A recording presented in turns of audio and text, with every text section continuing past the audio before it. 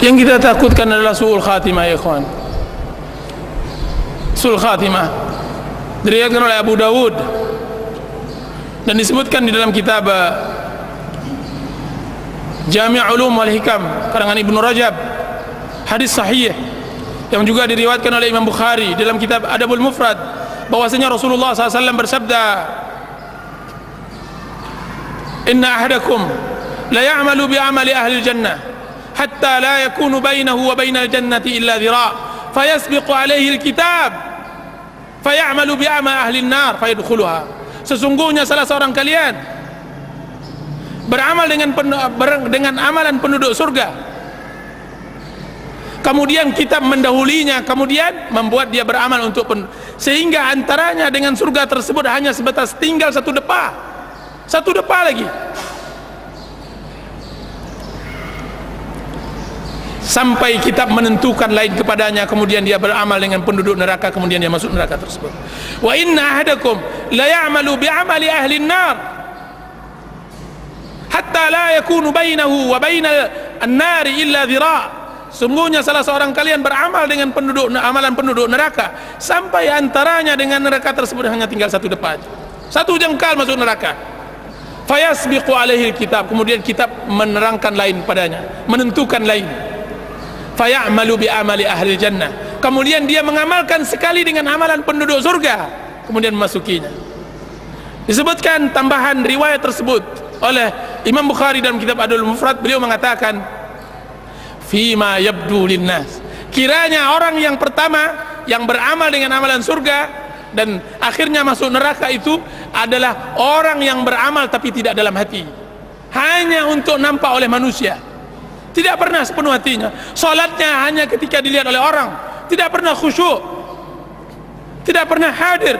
Kajiannya hanya sungkan, hanya karena hendak bertemu dengan kawan-kawan, kan, tapi tidak hanya untuk menyempit-nyempitkan bumi saja,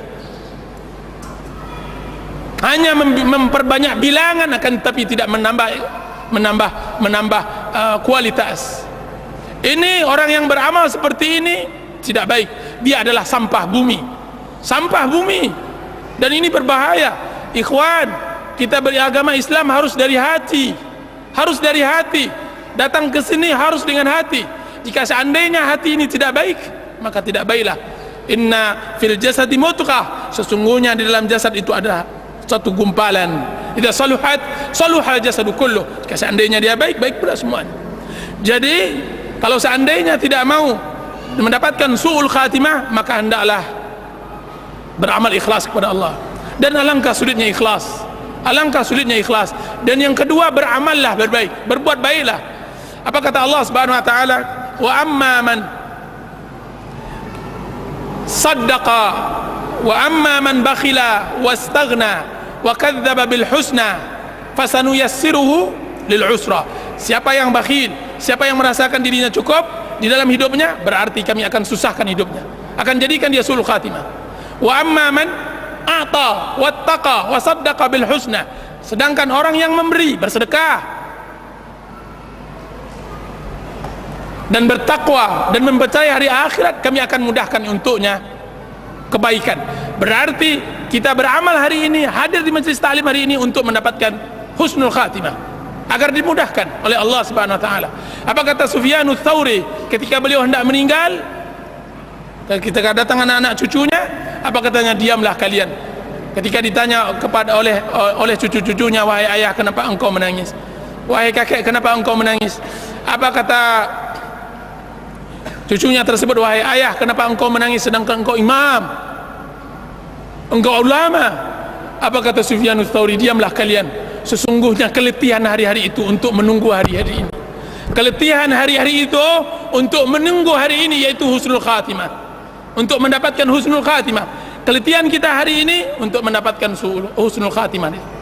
Dan kita mohon kepada Allah agar Allah Subhanahu wa taala berikan kita hidup husnul khatimah.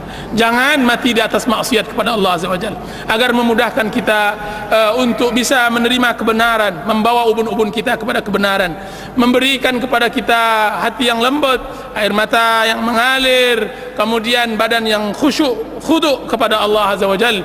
Innahu waliyyu dzalika wal qadiru alaih. Subhanakallahumma wa bihamdika asyhadu an la ilaha illa anta astaghfiruka wa atubu ilaik. Sallallahu ala nabiyyina